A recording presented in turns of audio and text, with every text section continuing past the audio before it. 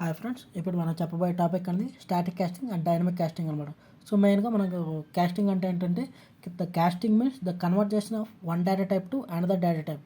So ఒక data type నుండి ఇంకో డేటా టైప్లో మనం మార్చడాన్ని దాన్ని కాస్టింగ్ అంటారు. సో ఇందులో static casting and dynamic casting అనమాట. సో స్టాటిక్ కాస్టింగ్ అనేది ఊప్స్ అనేది కాన్సెప్ట్ని అప్లికబుల్ అవుతుంది అనమాట. అప్లికబుల్ అవ్వదు, ఊప్స్ కాన్సెప్ట్ అనేది నాట్ అప్లికబుల్ అవ్వనమాట. సో డైనమిక్ కాస్టింగ్లో ఊప్స్ అనేది అప్లికబుల్ అవుతుంది అనమాట.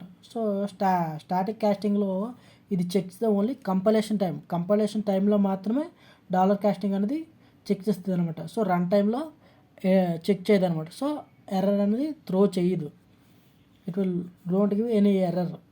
నెక్స్ట్ డైనమిక్ కాస్టింగ్ అనమాట. సో డైనమిక్ కాస్టింగ్ ఊప్స్ అని అప్లికబుల్. డైనమిక్ కాస్టింగ్లో మనం డాలర్ కాస్ట్ అనేది యూజ్ చేస్తాం అనమాట. సో మనం ముందుగా డాలర్ కాస్ట్ అనేది చాలా దగ్గర యూజ్ చేస్తాం అనమాట. పేరెంట్స్ ఈక్వల్స్ చైల్డ్ లెసన్ చేయడం అలాంటి దగ్గర. So it checks the out of bound values. Dynamic casting అనేది అవుట్ ఆఫ్ బాండ్ వాల్యూస్ని కూడా చెక్ చేస్తుంది అనమాట. సో బాండ్ కంటే ఎక్కువైతే ఎక్కువ ఉంటాయో అప్పుడు అనేది ఎర్రర్ అనేది త్రో చేస్తుంది అనమాట. సో దానికి ఎగ్జాంపుల్ అనమాట ఇది అనమాట. So direct lesson, parent class to child class అనమాట. సో ఈ విధంగా మనం డాలర్ కాస్ట్ యూజ్ చేసి assign parent class to child class అనేది మనం అసైన్ చేయొచ్చు అనమాట.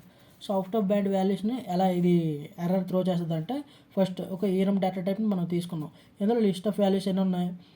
1 2 3 4 5 6. సో 6 వాల్యూస్ ఉన్నాయి. సో 6 అంటే ఎలాగంటే 0 to 5 అనమాట. సో 0 to 5 వాల్యూస్ అనేవి ఇందులో ఉన్నాయి.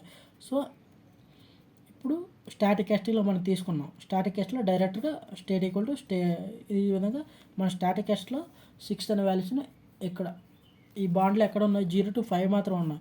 మనం అక్కడ స్టేట్ ఆఫ్ 6 అనేది ఇచ్చాం. సో ఈ స్టేట్ ఆఫ్ 6 అంటే ఇక్కడ ఏముంది? ఇక్కడ 5 వరకు ఉన్నప్పుడు 6. సో మనకి ఎటువంటి స్టాటిక్ కాస్టింగ్లో ఏమవుతుంది? వోంట్ బి ఎర్రర్ అనేది రిపోర్ట్ చేయదు అనమాట. సో ఇది అనేది వెళ్ళిపోతుంది, ఎటువంటి ఎర్రర్ని రిపోర్ట్ చేయదు. ఇదే dollar cost of state of 6 అని పెట్టినాం అనుకో, సో ఇక్కడ అవుట్ ఆఫ్ బాండ్ వాల్యూస్ అనేది అబౌవ్ 5 కన్నా 5 వరకే ఉన్నాయి. కాకపోతే ఇది అబౌవ్ 5 కన్నా 6 వాల్యూని తీసుకున్నది కాబట్టి సో ఇక్కడ అనేది ఎర్రర్ అనేది త్రో చేస్తుంది అనమాట. సో ఇది అనేది మెయిన్ డిఫరెన్స్ డాలర్ కాస్ట్కి.